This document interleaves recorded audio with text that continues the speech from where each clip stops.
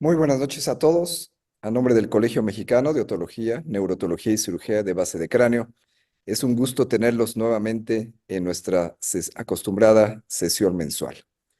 Como siempre, tenemos invitados de gran calidad y esta noche nos acompaña en la ciudad de Monterrey, Nuevo León, el doctor Mario Villegas González, quien es otorrinolaringólogo y por la Universidad Autónoma de Nuevo León, donde ahí mismo hizo la licenciatura en medicina y posteriormente, ya interesado en el campo de la otología y la neurotología, estuvo en el Instituto García Ibáñez en España, especializándose en esta área, en la cual en la actualidad es líder en su ciudad, en su estado, y también a nivel nacional con diversas participaciones en foros de estas áreas.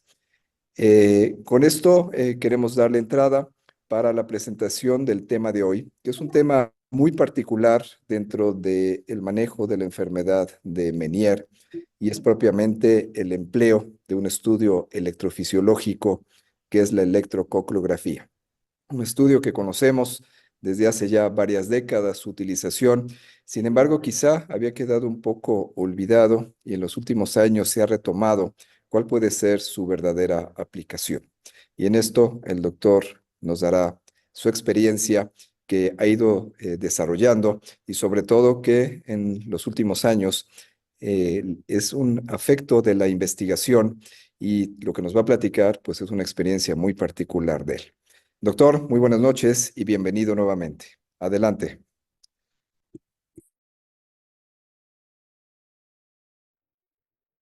Buenas noches y muchas gracias por la presentación.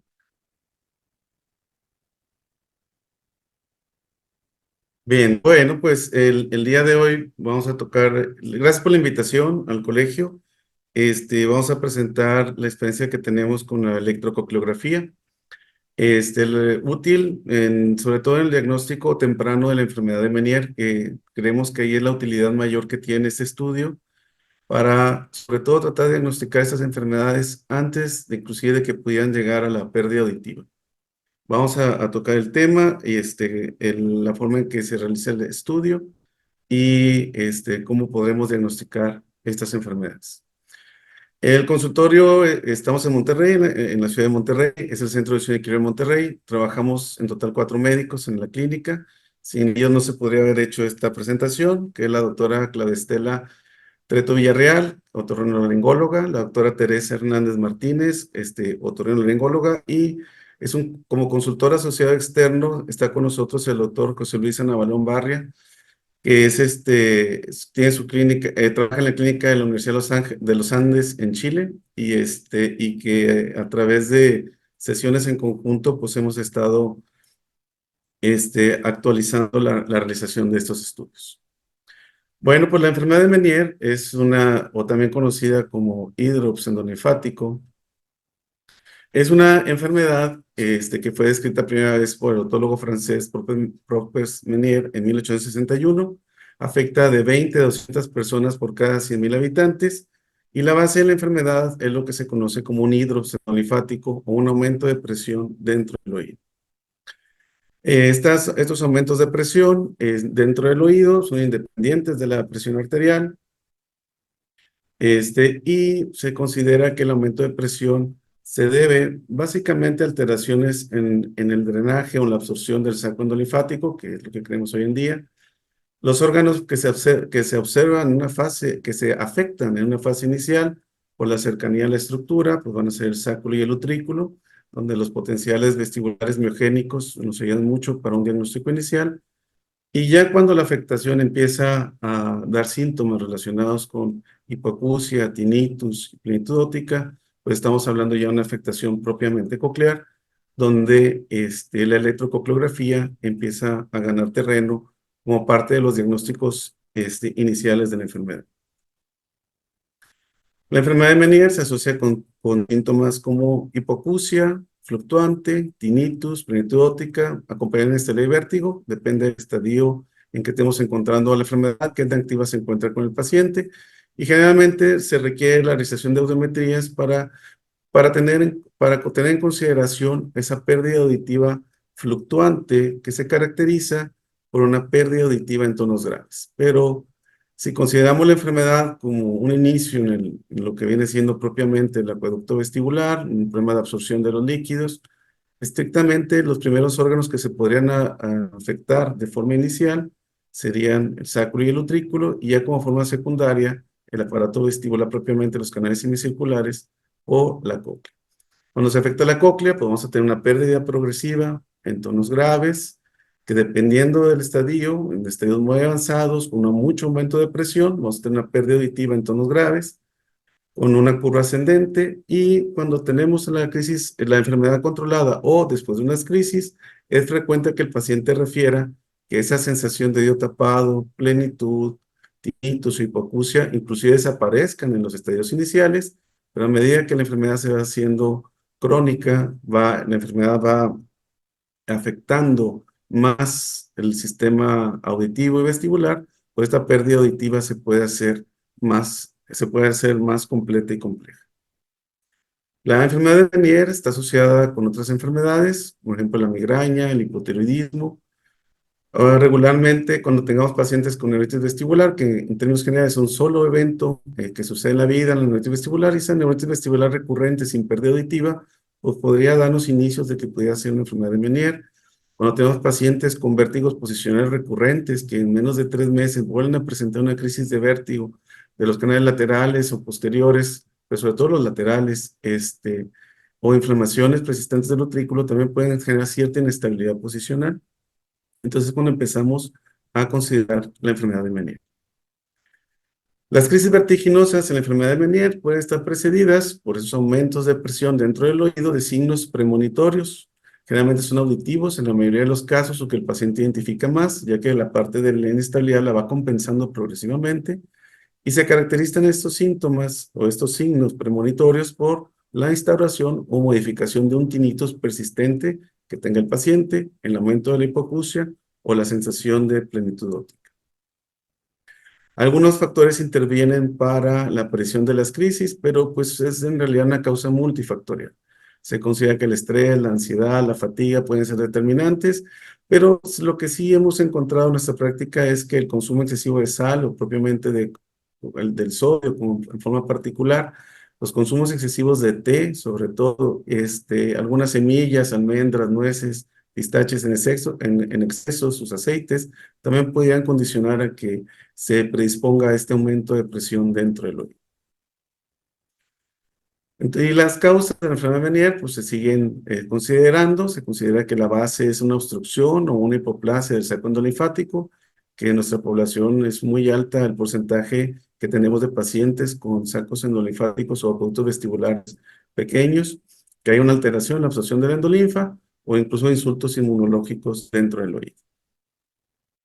Y la enfermedad de Meniere sigue siendo un reto hoy en día debido a que los síntomas completos de hipoacusia, tinnitus, plenitud y vértigo muchas veces no se presentan en los estadios iniciales de la enfermedad. Inclusive pueden pasar 1, 2, 3 años en que se manifieste la enfermedad como tal, pero el paciente empieza a tener esos síntomas característicos del Meniere, muchas veces solo en la parte coclear, con una sensación de plenitud óptica constante, una aparición de tinnitus fluctuante, percepción de distorsión de los sonidos, en ocasiones pérdidas auditivas, pero uno de los temas más comunes que vemos es la plenitud óptica, que el paciente llega a ser en algunos casos hasta desesperante. Bueno, algunos pacientes, básicamente la afección no existe en la cóclea, básicamente es una inestabilidad persistente, crisis de vértigo, sobre todo vértigo posicional recurrente, que es lo que llegamos a tener con los pacientes, y que solamente en los estadios iniciales, solamente en el transcurso de un año, el 40% de los pacientes presentan todos los síntomas. Para el diagnóstico de la enfermedad de Meniere, pues es imposible considerar que haya una sola prueba estándar diagnóstica que nos pueda hacer el diagnóstico, porque va a depender si la afección es más coclear, vestibular, si abarca todo el oído, en qué fase la estamos encontrando, qué tan activa puede ser esta enfermedad. Y entonces tenemos la audiometría, el timpanograma, los potenciales evocados auditivos, propiamente la electrococleografía, de cual tocaremos tema hoy, los potenciales vestibulares miogénicos del sacro y utrículo, que considero hoy en día de los básicos para un diagnóstico temprano de la enfermedad, Las pruebas de impulso cefálico, que en los estadios iniciales, por la recuperación que tiene el paciente, no son pruebas que nos digan mucho sobre un estado de cronicidad dentro del oído, y la videoestomografía con sus pruebas calóricas. Pero pues tenemos que considerar también el tema de la compensación y en qué fase estamos encontrando la enfermedad.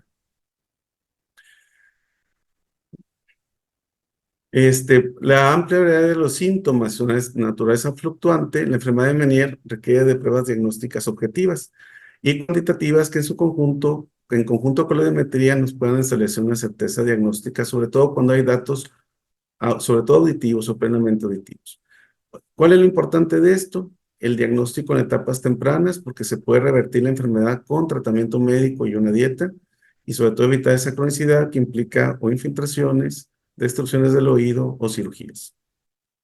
La ventaja que tenemos actualmente con la electrocoplografía es que se puede hacer extratimpánica, es un método no invasivo que se puede asistir en el diagnóstico de la enfermedad de Meniere y que prácticamente se puede hacer a cualquier edad, no requerimos más que la cooperación del paciente y, y podemos de forma objetiva cuantificar la función de la cóclea. La electrocoplografía es una prueba electrofisiológica que utiliza un estímulo sonoro, en nuestro caso utilizamos los clics, para generar una respuesta, que ocurre principalmente dentro de los primeros milisegundos del inicio del estímulo. Eso es una prueba puramente coclear. Estimula las células ciliadas externas y a su vez el potencial de acción que obtenemos es sobre las células ciliadas internas y la primera unión con la neurona.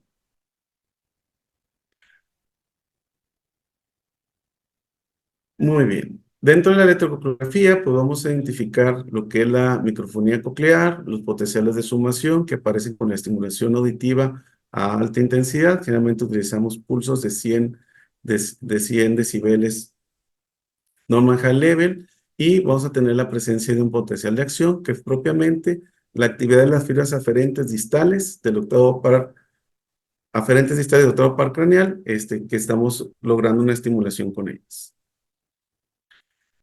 En un principio se hicieron pruebas transtimpánicas que se consideraban que eran las ideales, pero pues implicaba una manipulación de lo que es propiamente la membrana timpánica, hacer una incisión, colocar un electrodo pegado al promontorio.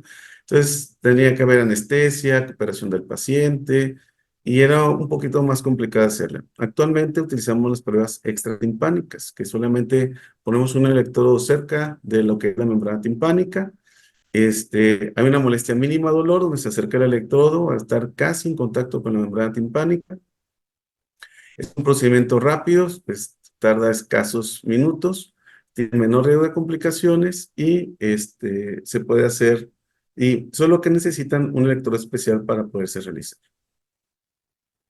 Es una prueba muy útil, pero pues sí puede tener algunas variantes que puedan hacer que el resultado no sea satisfactorio.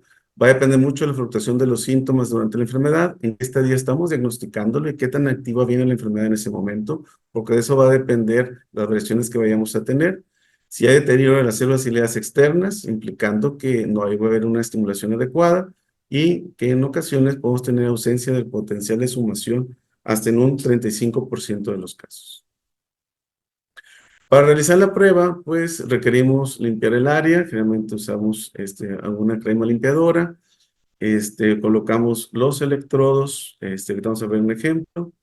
Tenemos que tener para el jumper, que es este adaptador que se ponemos para la realización del estudio, y sobre este adaptador va a ir montado el electrodo. Y vamos a tener un gel conductivo para la transmisión del sonido. Lo que vamos a hacer para hacer la prueba, pues es una limpieza de lo que es la frente, de lo que es detrás de la oreja, sobre todo para que el electrodo pueda hacer buen contacto. Utilizamos este sistema que es el que más se está utilizando actualmente. El doctor José Luis Navalón en sus estudios de investigaciones ha recomendado mucho este tipo de colocación de los electrodos. Para hacer la electrofotografía del lado derecho, importante tener todos los electrodos conectados, el electrodo de base. Y lo primero es medir el conducto aditivo con solución amplificadora. Vemos la disposición del conducto. la profundidad del mismo y colocamos solución.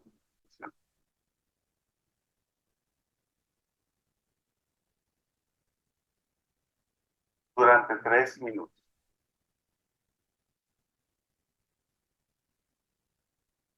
Retiramos el agua.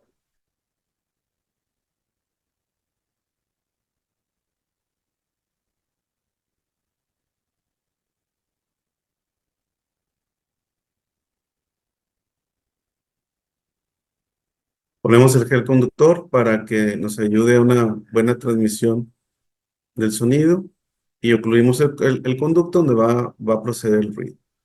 La posición del electrodo es en esta posición.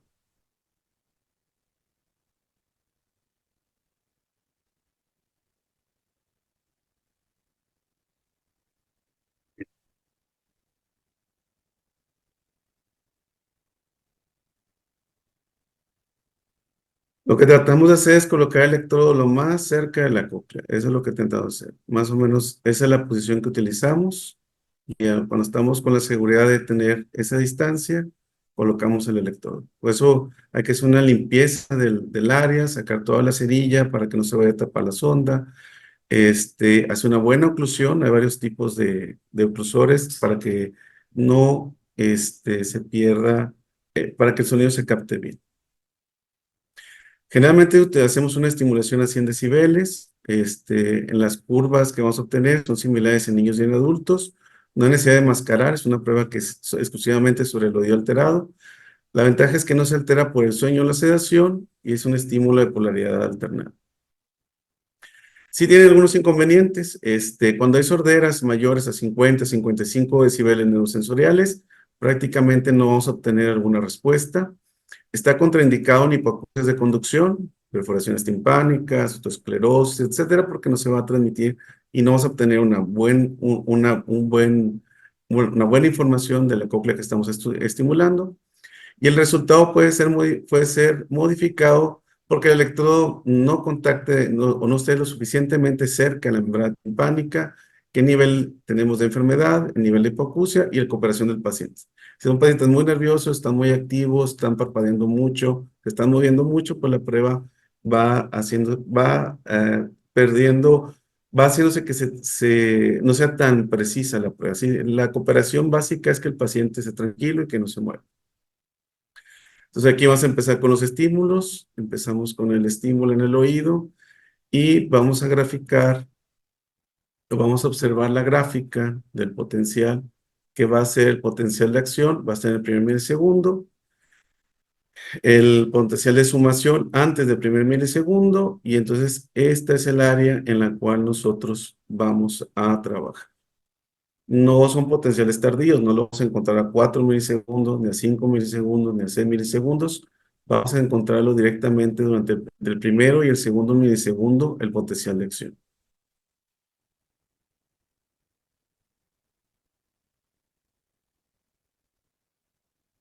Y entonces, en un paciente sano, pues tenemos un potencial de acción bien formado, marcamos la línea basal, marcamos el potencial de sumación, que va a ser antes del primer segundo, el, el AP peak o el pico de mayor estimulación, el AP2, que es el final de la estimulación, y el AP1, que va a ser el inicio del potencial de acción. Entonces, eso es lo que vamos a graficar. En base a esto, pues vamos a nosotros a tener una gráfica sobre la cual vamos a trabajar para nosotros tener la certeza de lo que estamos estudiando sea propiamente la electrococleografía. O sea, la línea basal de inicio de la estimulación va a estar en promedio,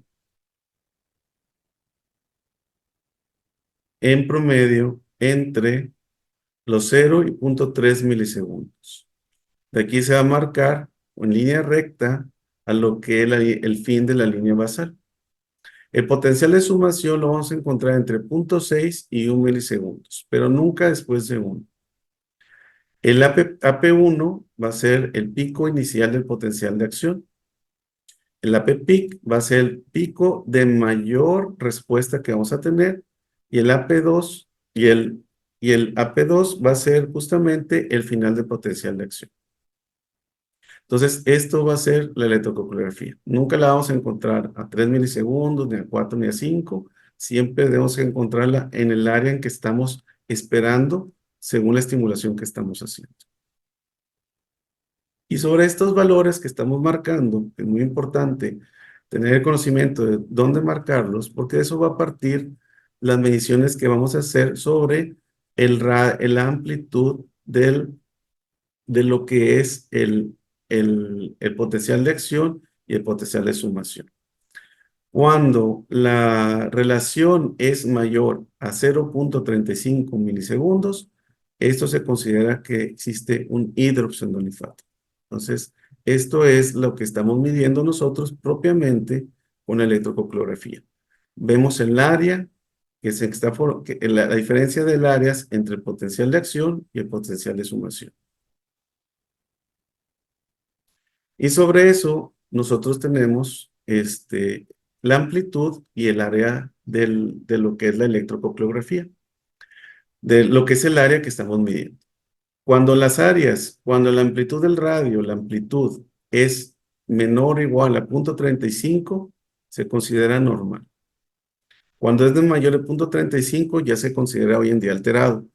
En nuestra clínica lo consideramos todavía 40 porque consideramos que entre 35 y 40 puede haber algo de hidrops más que propiamente o sea, un claro, todavía puede haber ciertos falsos negativos y consideramos que 0,40 a nuestro ver es lo que consideramos como positivo para considerarlo como un aumento de presión dentro del oído. El área del potencial SP y del potencial de sumación y el potencial de acción corresponde a todo lo que está por debajo de la línea basal. Y el área debe ser menor o igual a 1,67. Si el área del área, tanto el potencial de sumación como el área del potencial de acción es mayor a 1,67, se considera alterada. Nosotros consideramos que todavía 2, para nosotros ya lo consideramos como parte de un aumento de presión o un hidroxendolifato. Cuando encontramos la amplitud aumentada en conjunto con el radio, cuando están los dos aumentados, es prácticamente un 99% de certeza de que el paciente tiene una enfermedad de Meniere. Menos de eso se puede considerar solamente un hidroxendolifático que posiblemente no evoluciona en enfermedad de Meniere, pero ya con los dos valores alterados, consideramos que es una enfermedad de Meniere como tal. Vamos a ver unos ejemplos. Tenemos una paciente femenina con tinnitus y plenitud óptica izquierda con crisis de vértigo recurrentes. Bueno, para empezar, aquí vemos una diferencia en la audición. Podremos considerar innecesario hacer la prueba de lo que es la electrocoreografía porque la misma audiometría como tal nos está enseñando una pérdida auditiva en graves que mejora en tonos agudos y que tenemos un gap conductivo generalmente por ese aumento de presión que está sucediendo dentro de la cóclea. Pero al hacer propiamente lo que es la electrocoreografía, lo que estamos observando es que el potencial de sumación es muy amplio y entonces tenemos una amplitud de 0,49. Entonces, si consideramos que 0,35 se considera alterado, ya tener 0,49 y 0,47, pues nos está hablando propiamente de ese aumento de presión dentro del oído. Entonces, nos está confirmando que tenemos un aumento de presión. Podemos tener pacientes que no tengan una pérdida auditiva tan marcada, una pérdida auditiva más bien superficial, que cumple los estándares, que es una pérdida auditiva de tonos graves, que mejora en tonos agudos, una muy buena discriminación del lenguaje. Y al hacerle la electrocoreografía, igual, tenemos que del lado izquierdo, tenemos que la amplitud del radio, del potencial de sumación y el potencial de acción, pues es de 0,47 y esto es diagnóstico para nosotros o complementa el diagnóstico de lo que podría ser una enfermedad de Meniere. Obviamente hacemos más pruebas diagnósticas, o sea, hacemos los potenciales vestibulares miogénicos, las pruebas calóricas, pero ya el hecho de que el paciente que tenga plenitud óptica, que tenga vértigo, que tenga esta curva en la audiometría y se suma la electrocardiografía, nos hace diagnóstico. Lo interesante empieza a ser cuando tenemos pacientes con audición normal o prácticamente dentro de los límites normales. Y es cuando empezamos a considerar que aquí es donde entra la verdadera utilidad de la electroconclografía. Porque en estos casos en que tenemos pacientes con audición normal, que tienen 3 meses de evolución con plenitud óptica e inestabilidad posicional, y una inestabilidad que no mejora, al hacerle lo que es la electroconclografía, vemos las alteraciones importantes que estamos teniendo del lado derecho, cuando el radio o la amplitud sobrepasan los punto 35 y punto 40, que es lo que nosotros consideramos. Entonces, aquí es cuando empezamos ya a tener una prueba objetiva de que esa cóclea está cruzando con un aumento de presión y que si nos apuramos con el diagnóstico y empezamos con un tratamiento objetivo en el paciente, pues entonces podemos tener una resolución de la enfermedad o evitar que la enfermedad empiece a avanzar a pérdidas auditivas más severas. Entonces, el diagnóstico temprano es lo que nos puede dar la pauta para mejorar la calidad de vida en los pacientes. Por eso, la ecografía es donde pues, se tiene la verdadera utilidad diagnóstica, que no hay que esperar a que el paciente tenga una pérdida auditiva para empezar a considerar que tenga una enfermedad de Meniere. Si la historia clínica hay una sospecha alta por la plenitud óptica que no se retira, si estamos estudiando que no haya una disfunción tubárica que no se encuentra, que no encontramos otras alteraciones de la exploración física, el hecho de hacer la electroconclografía nos puede dar una pauta diagnóstica. Aquí tenemos una paciente femenina de 65 años de edad, con 6 meses de evolución, de plenitud óptica derecha y ataques de vértigo. Entonces, esta paciente, por ejemplo, igual, haciendo la electroconclografía, tenemos que la amplitud es mayor a punto 40 y el área también está por arriba de 2. Y entonces, esto para nosotros ya como tal es una enfermedad de Meniere hasta no demostrar lo contrario, porque ya tenemos los dos protocolos de estudio que estamos teniendo. Entonces, esto nos está dando la pauta para un diagnóstico, una enfermedad de Meniere en una fase en la cual no está afectando propiamente la audición del paciente. Entonces, el diagnóstico temprano hará que la evolución del paciente sea mejor. El lado izquierdo se mantiene sano, prácticamente no hay ninguna complicación. Femenina de 41 años, es de edad, con plenitud óptica izquierda y ataques de vértigo recurrentes. Igual, audición prácticamente normal, una muy buena discriminación del lenguaje y tenemos una amplitud en el potencial. Podemos ver aquí cómo el potencial de sumación está muy amplio. Y entonces, obviamente, esto ya para nosotros pues, es indicativo de iniciar tratamiento para bajar la presión de ese oído. Masculino de 50 años de edad, con tinnitus y plenitud óptica, posterior a un cuadro de COVID de 1 año de evolución. Vemos la audiometría, pues el lado izquierdo podemos considerar que hay una pérdida auditiva en graves. El paciente no se queja de vértigo, no siente inestabilidad, no siente una plenitud óptica que lo asfixia. Y ya cuando estudiamos tanto el lado derecho como el lado izquierdo, vemos que la amplitud es mayor a punto 400, punto 35, lo que se acepta internacionalmente, y el área está aumentada también. Entonces, pues este paciente, si bien no tiene inestabilidad, no tiene vértigo, cumple todos los requisitos para el diagnóstico de una enfermedad de Meniere, en este caso coclear propiamente, pero que tiene un aumento de presión muy importante. En pacientes que tienen pérdidas auditivas progresivas, pues también encontramos que estas pérdidas auditivas, yo me acuerdo que antes se manejaban como si fueran problemas inmunológicos, que eran pérdidas progresivas de rápida evolución, que la gente se quejaba de plenitud óptica, que solo acudían por inestabilidad. Entonces, esos pacientes, al hacer la electroconclografía, que está en el límite para poderla hacer, encontramos que del lado izquierdo, igual, tenemos tanto la amplitud como su área aumentados, y del lado derecho, entendemos que también tiene un aumento de presión. Entonces, a pesar de que es una pérdida simétrica, que no es mayor la pérdida auditiva en tonos graves que en tonos agudos, pues aquí ya podemos identificar también una enfermedad de Meniere bilateral que está afectando al paciente. Obviamente, no todos los pacientes que cursan con vértigo, que llegan a la clínica, pues van a tener enfermedad de Meniere. Aquí tenemos un paciente de 51 años de edad con vértigos recurrentes de 3 años de evolución.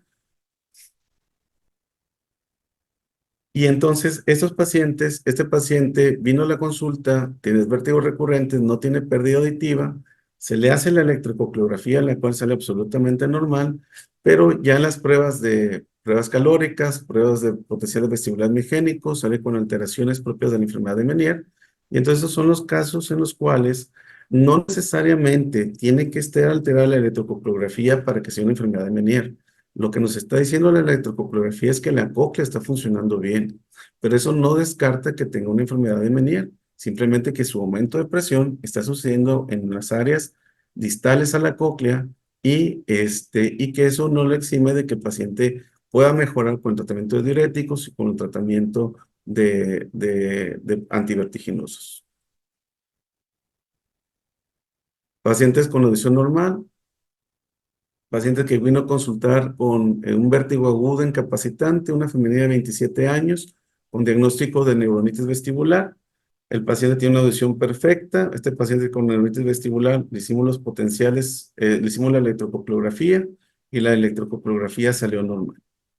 Entonces, esa sensación de plenitud que tenía la paciente de llenura de oído, pues va más relacionada con el proceso viral que está afectando propiamente al ganglio escarpa, a las redes vestibulares, a la parte utricular, pero posiblemente circular y que eso esté dando esa percepción de tinnitus o plenitud, pero estrictamente no me está afectando la cóclea. Entonces, este paciente pues se descarta la posibilidad de que tenga un aumento de presión dentro de la cóclea.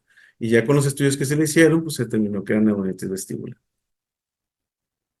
Entonces, para nosotros, pues la electrococriografía, pues revela el potencial eléctrico propiamente de la cóclea y es como hacer un electrocardiograma para el corazón, pues una electrococriografía para ver la función propiamente del oído.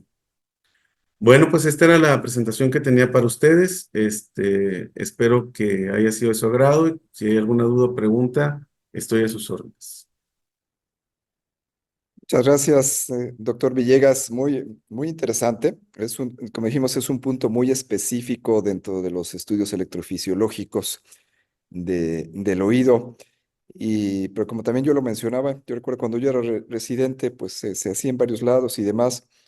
En aquella época, sobre todo, era por el transtimpánico y ese era el problema, ¿no? Que no había electrodo de superficie o de contacto, inclusive, que se usaba en esa época y ahora, bueno, ya hasta se puede separar propiamente del tímpano con los inconvenientes que ya se han mencionado.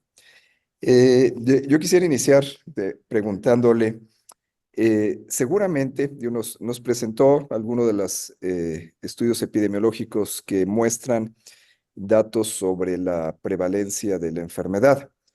Sin embargo, pues es posible que la enfermedad esté subdiagnosticada por los casos atípicos, los casos de presentación incompleta y por la falta de estudios electrofisiológicos. ¿Cuál sería su comentario a este respecto?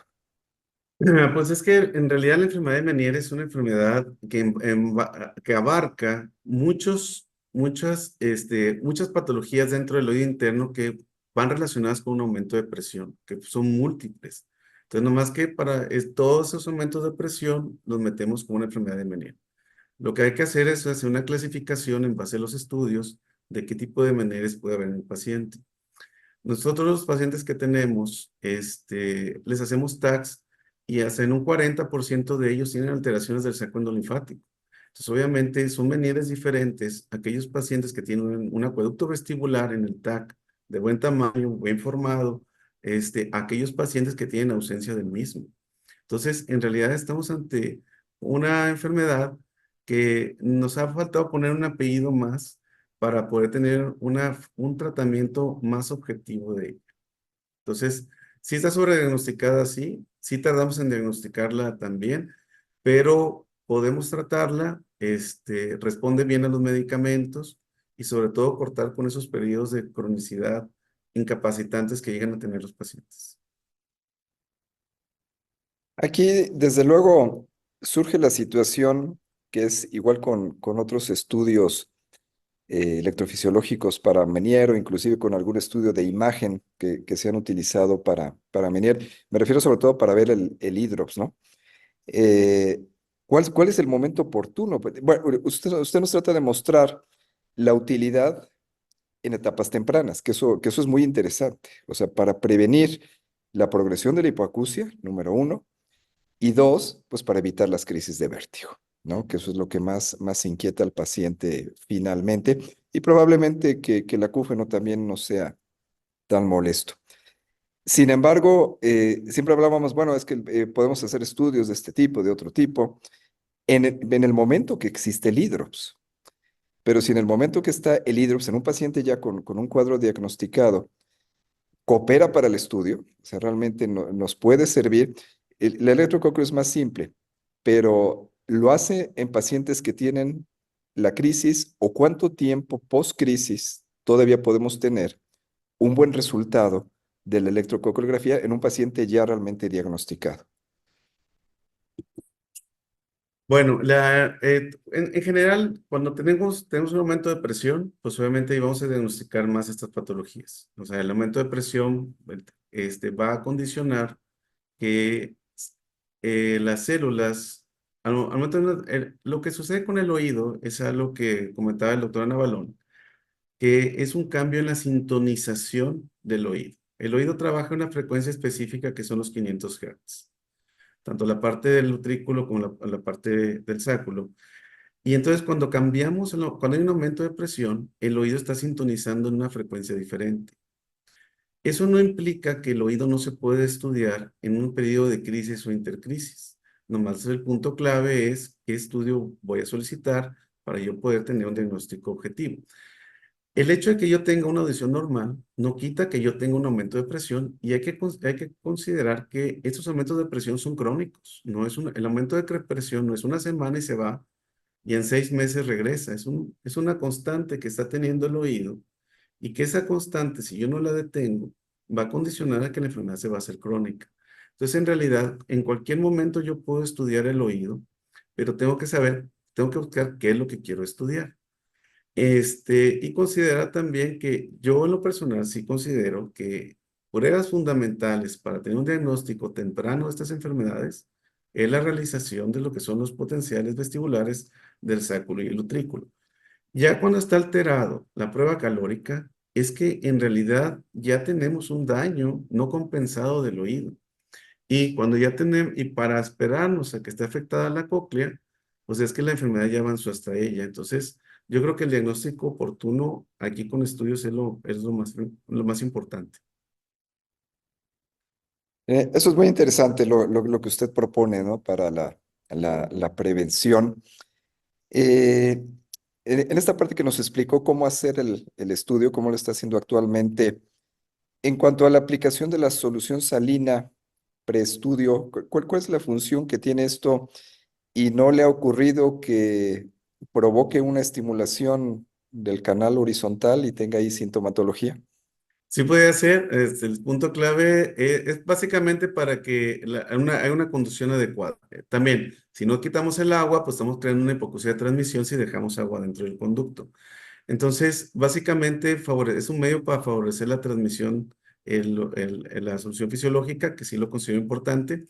Y también, pues, la temperatura, como muy bien indica, sí podemos llegar a tener estimulaciones de vertiginosas por el hecho de estar poniendo esta estimulación. Tratamos mucho con un termómetro tener una temperatura más o menos estable de 36 grados. Tenemos que tener 10 grados por arriba o por abajo para una estimulación. Pero afortunadamente hasta el día de hoy no hemos tenido una náusea, un vómito por la realización del estudio como tal.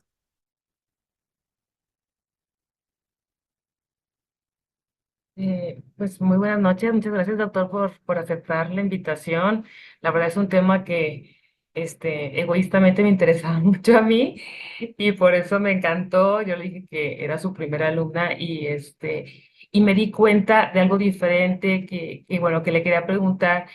Yo estoy empezando a hacer, pero la electrocongrafía, la que se llaman tip throws, que es el electrodo, pero que está envuelto para la conducción, porque realmente ese electrodo que usted está poniendo, pues obviamente es muy bueno para la conducción, o sea, da muy buenas curvas. En cambio, yo estoy usando uno que se pone hasta afuera, o sea, es algo que está cubierto, que se le llaman los foils, pero sí me está costando trabajo ver la curva. Como usted dice, pues puede haber muchos factores que lo pueden modificar. ¿Cuáles han sido las dificultades que ha tenido? Porque yo creo que solamente una vez o dos veces he usado el electrodo como tal timpánico y también se mueve, doctor. No sé si no, bueno, no sé si le han dicho a algunos pacientes que sientan algo con los decibeles de 90 a 100, que se sienten en movimiento o cómo lidiar con estos problemas. Sí, mire, sinceramente, nosotros cuando nos empezamos a involucrar en la electrocoreografía, yo me acerqué con el doctor José Luis Navalón, él vino a dar unas pláticas a Monterrey, y entonces, pues le pregunté cuál era el estudio ideal o para hacer el ideal. Entonces me concentré solamente en porque se me hizo el más práctico, el más estable, y es donde tuvimos las mejores curvas. Sinceramente no sé hacer otras técnicas, pero esta como me ha funcionado bien, pues es la que sigo utilizando. Hasta ahorita, el electrodo lo pongo yo, las doctoras que trabajan conmigo, tanto Tere Hernández o lo coloca también. Ese sí es una prueba que tenemos que hacer nosotros. Las gráficas las tenemos que leer nosotros para saber que se estén haciendo las gráficas bien. No se lo podemos dejar a una enfermera. Un audiólogo sería lo ideal hacerlo. En nuestro caso, nosotros directamente las hacemos y pues tratamos de cumplir con los requisitos para hacer las cosas bien. Pero en realidad mi experiencia es solamente con ese tipo de electrodos porque me mencionaron que era el más confiable, el más práctico, pero pues la verdad yo no tengo experiencia con otros. Así que no puedo dar una opinión de cuál es mejor o peor. A mí es el que me ha funcionado y es el que estamos haciendo. Sí, y de hecho cuando se veían las gráficas, justo para los que nos están escuchando, tú le tienes que poner tu LSP manualmente. Todo. Manualmente le pones el SP, le pones el AP, el AP1, el AP2. Entonces, cuando lo pones manualmente, se genera esa imagen de sombreado. Por eso viene esa imagen de sombreado, ¿verdad? Que es automático. Por eso a veces, ahorita que se veía, pues de repente puede decir alguien, no, es que no veo muy bien exactamente la curva donde la pusieron, pero es precisamente porque se pone automático. Justo hay una pregunta parecida a lo que le estoy diciendo ahorita del público, justo hablando de que qué pasa cuando lo hace con hipoacusias neurosensoriales moderadas o severas, qué retos tiene con el electrococleo. No obtenemos respuesta. Es un potencial que se desestructura. Ujú. Entonces, de hecho, no lo hacemos porque se desestructura completamente. Ahorita presenté un caso, una paciente de 65 decibeles, porque en la audiometría tenía un gap conductivo. Entonces, eso me dio la pauta a hacerlo. Y la verdad que salieron muy bien las curvas, pero no es lo que regularmente sucede.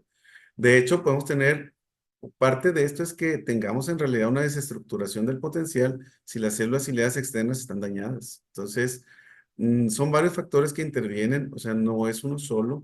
Que sea también la pérdida auditiva causada por una lesión coclear, no retrococlear. Entonces, como que hay varias cosas que pueden estar interviniendo en ella. Pero también el estado del paciente, cuando hay pacientes muy ansiosos, pues simplemente ni salen. Ya que se tranquilizan o algo, ya podemos encontrar que las curvas salen más claras, al igual que con todos los potenciales. Sí, aunque es un estudio que estrictamente no requiere la cooperación, pues de periodo que no se mueva. Y si está moviendo mucho los ojos, si está parpadeando mucho, la verdad que sí pueden ser cosas que alteren porque pues están captando información. Pero en términos generales, por eso aquí el punto clave es la utilidad. ¿Cuándo voy a usar la electrocoreografía en lo personal? Es en aquellos pacientes que tienen audición normal, se quejan de plenitud óptica y que están teniendo crisis de inestabilidad. Si el electrococleo sale normal, pues no tengo ningún aumento de presión o afectación en la cóclea como tal. Entonces tengo que buscar qué es lo que puede pasar. Pero es el punto. ¿Dónde la voy a utilizar? ¿Cuál es la utilidad máxima? Aquí en la clínica es que todo paciente con plenitud óptica e inestabilidad es el candidato ideal para ella. Ya cuando tiene la pérdida auditiva en tonos grados y asciende, pues no necesitamos hacer que el paciente gaste, no necesitamos hacer un estudio que pues ya no nos va a aportar más de lo que ya estamos conociendo, pero sí hay pacientes, tenemos una paciente de 13 años que tenía un aumento de presión y pues empieza a tratar esa edad, como tenemos pacientes de 70 años que por el uso de inclusive algunos tipos de diuréticos empiezan a desarrollar la enfermedad, entonces es hacer un diagnóstico objetivo. Porque aún haciendo el diagnóstico objetivo, ese no tenemos el resultado adecuado. Por eso hay gentamicinas, por eso hay dexametasonas, por eso hay cirugías, porque no tenemos un diagnóstico concreto muchas veces en las fases iniciales y el paciente se va complicando. Justo me gustó mucho una frase que usted dijo que también sensación de vértigo o mareo posicional, que eso sí nos pasa mucho en la consulta, eso también, Es que no hay que explicación. si hay una inflamación del utrículo, Ujú. van a soltarse los otolitos. Y las inflamaciones utriculares también te desarrollan inestabilidad posicional. Sobre todo inestabilidades posicionales con nistagmos persistentes que no se fatigan.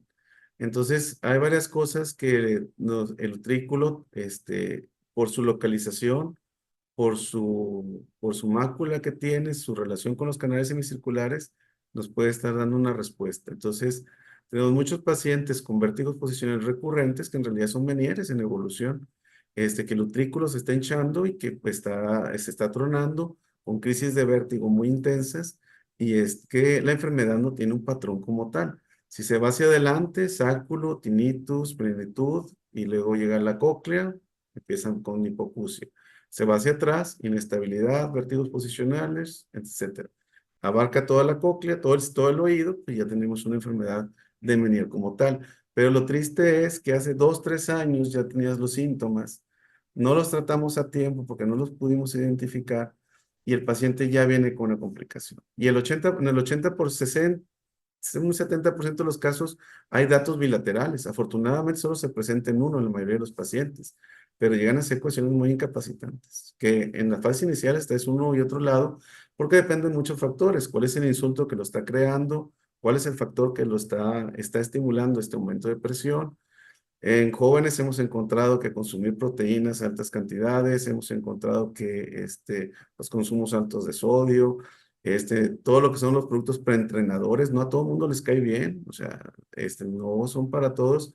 Y eso es lo que vemos en jóvenes. En gente adulta, pues algunos suplementos alimenticios también pueden desarrollar o tener estas alteraciones. Pero por eso la enfermedad de Meniere es un almacén muy grande que tenemos que subdividirlo y en la medida en que lo subdividamos, pues vamos a atacarlo de la mejor forma. Y justo nada más para terminar mi intervención, me mandaron revisar justo un artículo que era interesante, decía el título Manejo de intratimpánico de dexametasona para vértigo postural recurrente. Justo no es vértigo postural recurrente, es realmente un Meniere. Si me explico, es justo lo que decía usted, quizás es un IDOPS, quizás es algo que se está gestando y por eso sus autores están confundiendo digamos, los conceptos y decir, realmente ese vértigo postural recurrente es un Meniere en potencia, como usted acaba de decir, y por eso ahora están saliendo artículos de dexametasona intratimpánica. Sí, de hecho, estos artículos, bueno, yo hace como 5 años leí uno de unos doctores coreanos que manejaban la dexametasona para el tratamiento del vértigo posicional, pero leyendo el artículo no hacían ninguna prueba, nomás venía el paciente, le hacían los movimientos posicionales y lo mandaban a casa. Pero a lo mejor algunos de ellos, puede ser que no todos, sean Menieres en potencia, ¿verdad? No sé, Mónica o Mariana, no sé. Muchas gracias, doctor. Muy, muy interesante la plática. Y aquí estoy leyendo las preguntas en específica del doctor Ray Salazar. Él pregunta que la electrocoagulografía alterada significativa también aparece en el acueducto vestibular dilatado y en presencia de fístula perilinfática. Me encantaría escuchar su opinión sobre estos diagnósticos. Sí, bueno, aquí hay una cosa, todas las cuestiones que alteren la hermeticidad de la cóclea me pueden dar alteraciones. Sin embargo, las alteraciones principalmente se ven en las pruebas de los potenciales vestibulares, tanto cocleares, tanto vestibulares como miogénicos, porque son los que están captando más la hermeticidad de la cóclea, propiamente que la electrocoagulografía. Entonces, la electrocoagulografía puede que inclusive nos salga alterada con lo que son las dehiscencias de los canales semicirculares. O sea, no hay una relación directa porque estamos estimulando sitios diferentes e intensidades diferentes. Entonces, no necesariamente puede salir alterada no es un factor diagnóstico para una dehiscencia de canal o un acueducto vestibular dilatado. Hay otras pruebas como los potenciales vestibulares que son más específicas y por mucho que la electrocoreografía. Ok. Y en su opinión, doctor, ¿por qué no se ha hecho universal la utilización de esta prueba? Porque lo que vemos tanto en las publicaciones como en varias reuniones internacionales y nacionales es que el uso no ha permeado tanto en los otólogos como en los neurotólogos. ¿Cuál es su opinión? Pues yo creo que a veces es desconocimiento. Yo esta prueba tengo apenas 2 años de hacerlo. Ok. O sea, ya estaba desde hace 30 años, pero pues no Ujú. conocía su utilidad. Antes yo decía, pues, para el Menier con una audiometría y un BNG suficiente. ¿Por qué necesito hacer pruebas? Pero lo que me doy cuenta es como las fracturas.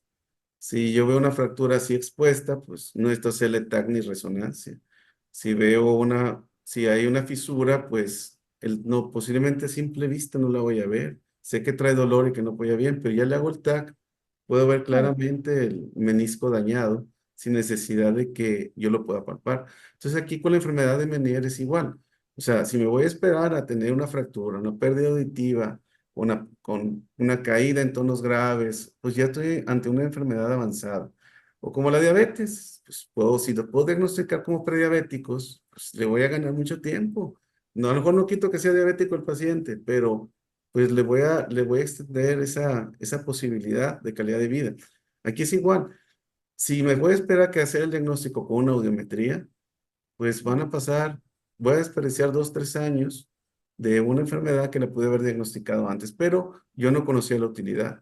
Cuando empiezo a conocer la utilidad, cuando empiezo a ver pacientes en la clínica que hace 3 años, bueno, vamos más atrás, hace 5 años Mm. los vi y que dije, pues es un vértigo posicional y otro vértigo posicional y otro vértigo posicional y luego ya empieza la pérdida auditiva, pues me doy cuenta, pues que perdí 2, 3 años de un diagnóstico objetivo. Entonces, ese es el punto, o sea, no a todos los pacientes con vértigo posicional le vas a hacer una electrocoreografía, pero aquel paciente, oye, ya antes de 3 meses me Está. recae, ya antes de 3 meses me recae, pues algo está pasando. Y es más barata una electrocoreografía que una fractura de cadera, que una fractura de húmero y que sigas con tu Meniere. Entonces, aquí el punto es ser objetivos, nunca hacer pruebas de más, pero nada va a superar a la clínica, pero sí, si puedo hacer un diagnóstico temprano, el paciente tarde o temprano me lo va a agradecer.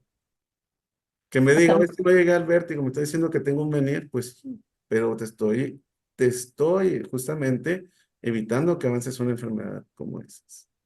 Porque tengo varios pacientes que hace 10 años los vi por fluctuaciones auditivas sin vértigo y nunca se me ocurrió tratarlos como Meniere. Y unos operé y otros no, cuando pude haber hecho un tratamiento preventivo. ¿Qué Y la tratamiento calidad de vida, preventivo? doctor. Pues, por ejemplo, el uso de diuréticos, iniciar una dieta correcta, la betistina, etcétera, pero no lo inicié. Yo sí estoy muy convencido de que los diuréticos sí son parteaguas en la evolución. Mm. Baso mucho el uso de diuréticos en base a, pues, las características del paciente, etcétera, pero cualquier tratamiento, pero desde iniciar la dieta, esa es parte del tratamiento. Si no hay dieta, no se mejora el Meniere, es como la diabetes. De nada sirve la insulina si sigues comiendo pasteles. Aquí es igual. Sí considero que está muy, muy, muy relacionado el sodio, los tés y las semillas, porque lo veo aquí en la clínica. Entonces, sí estoy convencido de que una dieta es fundamental para el tratamiento, sus diuréticos, y el día de mañana estabilizado el oído, que se tarda 1 año, 4 años, entonces ya que el paciente con pura dieta esté bien. Muchas gracias. Creo que aquí es muy importante que digo, tenemos gente joven, veo en la audiencia, que aclaremos que hemos estado mencionando el término de Meniere, pero creo que realmente debemos decir, bueno, en hidrops, porque no sabemos exactamente si es una enfermedad de Meniere, que finalmente es un diagnóstico de exclusión, ponerle ese nombre, para que sea un hidrops secundario a diversas cosas, ¿no? Correcto. Ese es el punto. Y dos, creo que en algunas preguntas que veo aquí en el chat, eh, hablábamos de que está subdiagnosticado, pero también se comentaba, bueno, la utilidad en etapas tempranas, cuando quizá el paciente solo se queja de plenitud, pudiera ser, a lo mejor tiene disfunción tubaria, tiene otra cosa, pero tiene una alergia nasal, en fin. Pero vale la pena, pues, encontrar aquellos casos. La frecuencia del hidrobus es poca, la prevalencia es poca, pero encontrar esos casos de manera temprana, porque siento que en las preguntas del chat parecería que todo aquel que tiene tinnitus nada más o que tiene plenitud, este, estamos pensando que es un hidrops, No, ¿no? no, no, no, Nada o sea, más es la cuidado con clínica. eso. Sí, sí, sí, aquí es muy importante, es la clínica. La plática de hoy fue sobre Menier.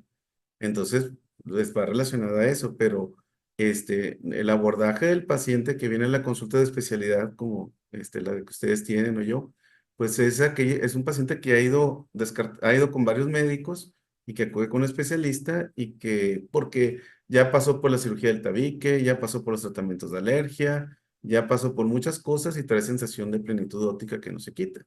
Entonces, ahí nos toca ver qué es, un tumor, una dehiscencia de canal semicircular, varias cosas pueden ser esto, entonces tenemos que ver qué es lo que está presentando el paciente.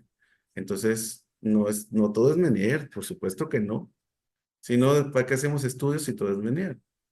No tiene Exacto, sentido. exacto. Sí, sí, aclaramos eso, ¿no? Porque sí, como decía, veo ahí algunos comentarios que pudieran estarse haciendo pensar y No, no no, queremos no. que quede ese malentendido.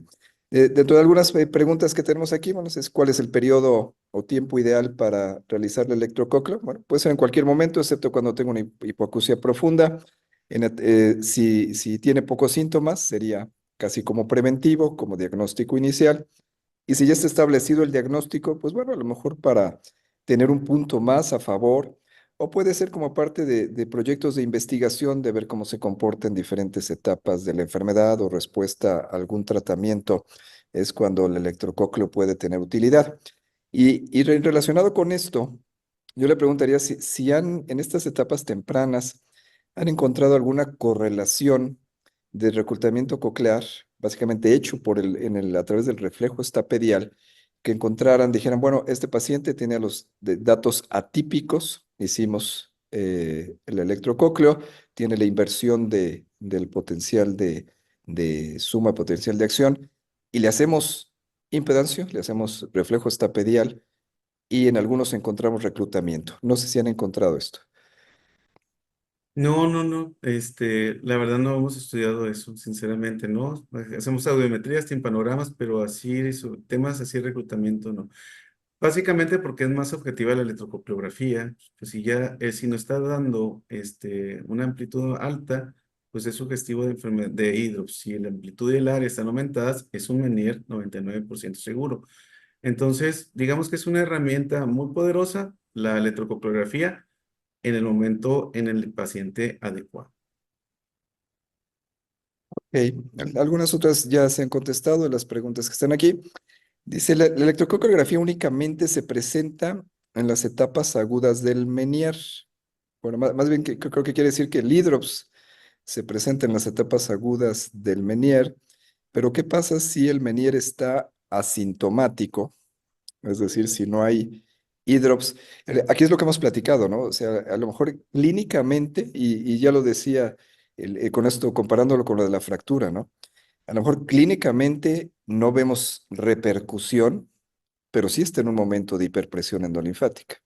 Pues es que aquí punto es, hay pacientes que en la clínica vienen que tuvieron datos de Meniere por 3 años y se controlaron y empezaron luego del lado derecho y empezaron luego del lado izquierdo y eso nos ha tocado. Entonces, pues si hay una pérdida auditiva, pero el paciente viene asintomático, pues nomás se le da recomendación dietética en realidad aquí en la clínica.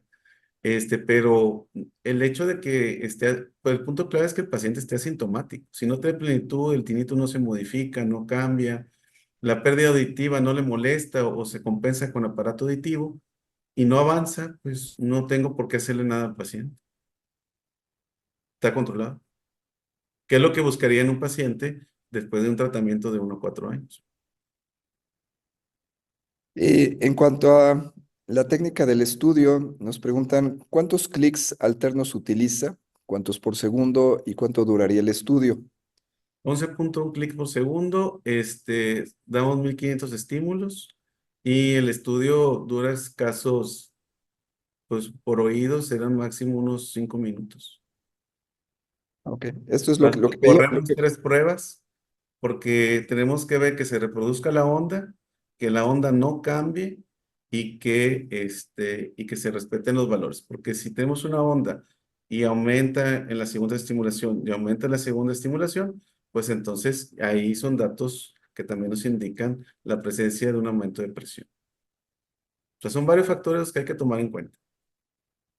Claro, pero sí, eso Y queda muy también el claro. tiempo de, perdón, el tiempo de medición también, doctor, ¿no? O sea, que también aparte de hacer el estudio, pues tiene que haber un tiempo también que nos tomará a nosotros de una vez hecho la prueba para medir, ¿no? Y analizar todos esos datos que creo que tarda más eso que en sí la prueba, ¿no? Que entender bien dónde poner el SP y el AP y todo esto. Sí, de hecho, el video que les pasé ahí es en tiempo real, o sea, dura escaso Ujú, 1 minuto en lo que se corren los ujú, 1500 estímulos y, y vamos marcando inmediatamente. O sea, eso se va ujú. marcando.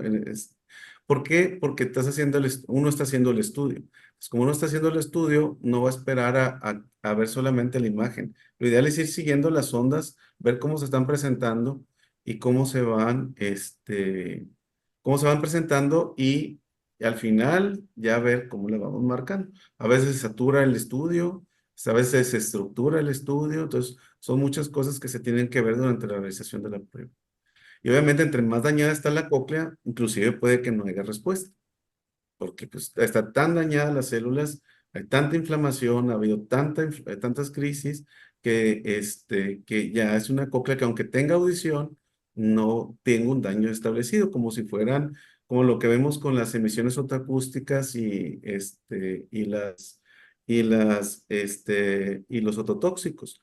Muchas veces no se pierde la audición de forma inicial, pero las células ciliares externas se pueden dañar. Entonces, son cosas son parámetros que tenemos que revisar y cada paciente lo tenemos que individualizar. Sí, los estudios electrofisiológicos tienen que tener réplica, ¿no? O sea, o Sí, replicarse, quiere decir. Por sí. eso veíamos en el video que nos mostró cómo se estaba moviendo, porque con un estímulo puede ser un poco más, con otro, y el resultado que vamos a obtener es el promedio. En este caso, si nos están diciendo que son 1500 estímulos, lo que vamos a obtener es el promedio de esos 1500 estímulos. Y quien hace el estudio conforme a la práctica, si se da cuenta que no fue reproducible el estudio, bueno, pues se tendrá que repetir o buscar alguna otra situación para poder tener finalmente un resultado confiable. Sí. Doctor Villegas, buenas noches. Muchas felicidades por su plática, con una facilidad increíble que dio los conceptos, lo aterrizó muy bien.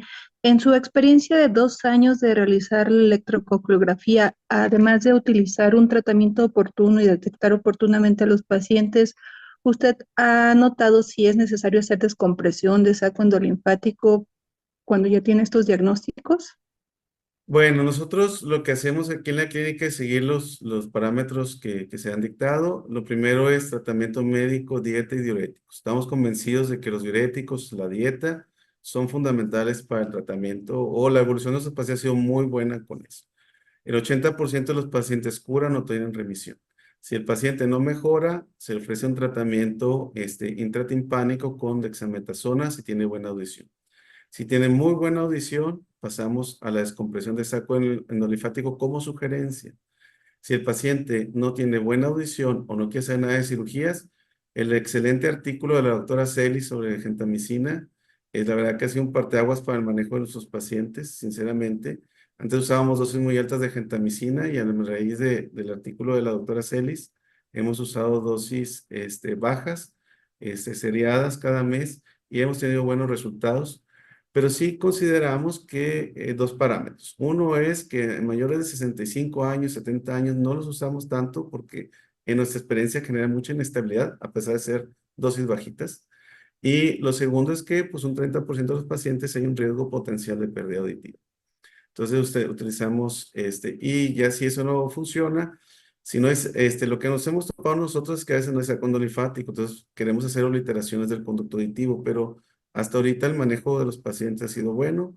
Hemos tenido pacientes con venidades bilaterales que han acabado en implante coclear y la variantectomía. Afortunadamente no muchos. Y según cómo se vaya presentando la enfermedad.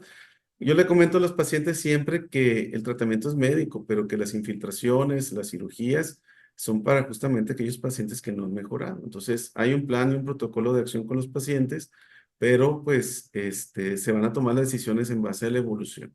Y yo les comento a los pacientes que el tratamiento es de 1 a 4 años. Si en el transcurso de un año se curan, si no hay crisis de vértigo, pues prácticamente empezamos a destetar la medicación. Si en el transcurso de un año hay una crisis de vértigo, les digo, voy a empezar a hacer y otro año. Y si hay otra crisis, ya es cuando vamos viendo las opciones o infiltrativas o cirugías.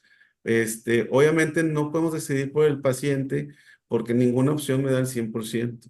Entonces, todos llevan un riesgo, todos llegan a un beneficio. Entonces, se platica con el paciente y prácticamente el paciente da la mejor opción porque inyectarle la gentamicina, pues es práctico, es útil, funciona, pero pues si nos ha tocado pérdidas auditivas. Y también hemos inyectado dexametasona y parece que ni le pusimos agua, no mejoraron nada. Entonces, pues es muy difícil tener una lámpara, algo que nos dé la razón en todo, pero pues al momento de seguir los pasos seriados, pues el paciente tiene la confianza de que se le está tratando bien. Y con respecto a esta visión global que ya nos da usted de tener subdiagnosticado un hidrops tardío o una enfermedad de Meniere en la población mexicana, ¿usted considera que ha tenido mayor sensibilidad al realizar las pruebas? ¿Tenemos más certeza de los diagnósticos? Sí, sí, sobre todo porque cuando empecé, yo tengo 20 años de práctica ya como especialista, entonces los primeros 10 años, yo vi pacientes que iban evolucionando con la enfermedad y los atacábamos tarde. Ya yo decía, es que ¿por qué? Es más, no entendía ni dónde se estaba generando esto. Yo creía que se te tapaba el helicotrema y empezaba yo a tener mis alucinaciones. Y luego me di cuenta que, pues, haciendo los estudios, sí considero que mucho tiene que ver sacando linfático, la parte vestibular propiamente, el trículo y sacro, tiene un factor muy importante, diagnóstico temprano.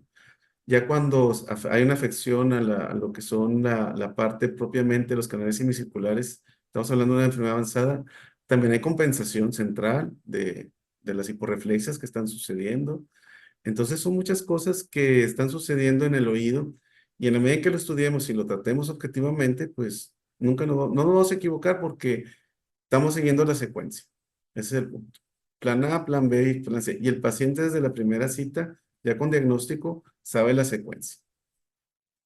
¿Y su serie de casos de cuántos pacientes es, doctor? Pues yo creo que tenemos como unos 150 pacientes con Meniere. Pero aquí el punto es como le comentamos al principio, es un almacén grande el Meniere y nos falta subdividirlo. Eso es lo que no ha pasado. Entonces, desafortunadamente no hay un premenier, no hay ninguna guía que implique eso, que eso es lo que tenemos que trabajar objetivamente con los estudios que hacemos. Si tengo un paciente que tiene hidrocefalinfático y no tiene pérdida auditiva, pues ya tengo que catalogarlo como menier, no tengo que esperar la pérdida auditiva. Entonces, ese es el punto que nos ha faltado claridad, pero en parte también ha sido porque no se cuenta con los estudios diagnósticos en todos los hospitales. Entonces, eso también es un factor que influye para que tengamos mucha dispersidad en los pacientes con Meniere.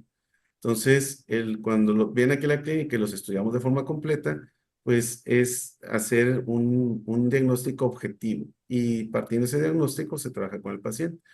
Muchos dicen, es que yo no tengo vértigo, pues es que no todos los Menieres dan vértigo.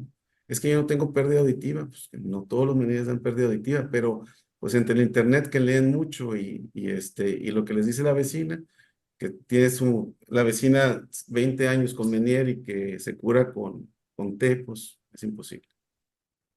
Con esta evaluación que usted ha tenido en una serie de más de 100 pacientes en 2 años, pues se confirma realmente que está subdiagnosticado y realmente la incidencia en México es mayor de lo que tenemos publicado. La verdad sí. Sería muy bueno que empecemos a publicar en cada centro hospitalario donde atendemos pacientes, ya sea público o privado. Justo aquí en el público preguntan la confiabilidad. Supongo que hacen referencia a sensibilidad y especificidad de la electrocoreografía. Y es que son pruebas objetivas, un potencial, las pruebas vestibulares, la audiometría no tanto es subjetiva, pero en sí una buena audiometría y una cooperación del paciente, y estas pruebas que son objetivas, ya más objetivo no podemos. Ya es abrir el cráneo y hacer cortes histológicos, pero para eso están las pruebas. Pues muchísimas gracias, doctor. Básicamente nos sugiere hacer un estudio temprano, datos sugestivos y como usted repitió, no todo lo que el paciente que acuda con plenitud óptica va a ser candidato al electrocócleo, tiene que cumplir criterios, ¿no? No irnos con este concepto de todo se va a electrocócleo, sino va a No, tener no, no, no, no, no. datos O sea, precisos. sí, nosotros en realidad, el paciente que va a ir a otro en nuestra clínica sea que el paciente con plenitud, inestabilidad y tinnitus, que tiene más de 3 meses y pues bueno, y ver qué es, pues hemos encontrado la plenitud, tinnitus, pues lo da las licencias de canal semicircular, hemos encontrado medicamentos, alimentos que cambian la presión del oído interno, no está exento el oído de eso. Entonces, no todo o sea, aquí el punto es ser objetivo y una buena historia clínica. Los pacientes de vértigo llevan tiempo, si es una consulta más larga, pues también, pero pues es muy satisfactorio encontrar que el paciente, esa media hora más para nosotros, pues es 3 meses de él de inestabilidad, tinnitus y vértigo. Pues muchas gracias, doctor. Para todos los apasionados del oído, fue una plática muy reconfortante y con mucha retroalimentación. Y bueno, ¿qué experiencia tiene con esta serie de casos tan amplia? Muchas Pues gracias. ahí hay muchos topes, pero ya entre los estudios, y sobre todo todos nosotros que estamos siempre con una educación continua, eso es básico, ¿verdad? Y que los estudios sí tienen su razón de ser. Ya si no los diagnosticamos temprano, pues es imposible. Si ahorita se trata de diagnosticar la hipertensión temprana, la diabetes temprana, que es el colesterol temprano, ¿por qué las enfermedades del oído no las podemos diagnosticar antes de que se vuelvan incapacitantes? Pues muchas gracias, doctor Villegas, por habernos dado esta plática. Digo, obviamente el tema y Hydrops o Menier, podemos pasar una semana completa hablando de muchas cosas, ¿no? Esto era algo muy particular que teníamos interés y que ya habíamos escuchado de tu experiencia en particular, que eres de las pocas gentes que lo está desarrollando realmente en la práctica. Agradecemos, que queremos hacer mención que el doctor Villegas es socio de nuestro colegio, eso nos enorgullece, los que lo integramos, pues que se vaya sumando gente. Y de esta manera les quiero decir también que en algunos meses abriremos nuevamente nuestra convocatoria, quien se quiera sumar para ser socio de nuestro colegio. Asimismo, estamos en preparativos para volver a dar nuestro diplomado y probablemente el siguiente año podamos invitarlos a un Congreso Nacional de Otología y Neurotología, como lo hicimos prepandemia, que fue realmente todo un éxito. Les recordamos que las pláticas están en el canal de YouTube del colegio, así lo pueden buscar con las iniciales del Colegio de Otología, Neurotología y Cirugía de Base de Cráneo para que las puedan ver las veces que quieran. Agradecemos nuevamente, doctor Villegas, muchas gracias. Agradezco a las doctoras que estuvieron en el panel, la doctora Caselis, la doctora Mónica Rodríguez y Mariana Durán. Muchas gracias por su participación. A los asistentes por habernos acompañado esta noche y nos vemos como siempre, último jueves de mes dentro de poco. Muchas gracias, muy buenas noches.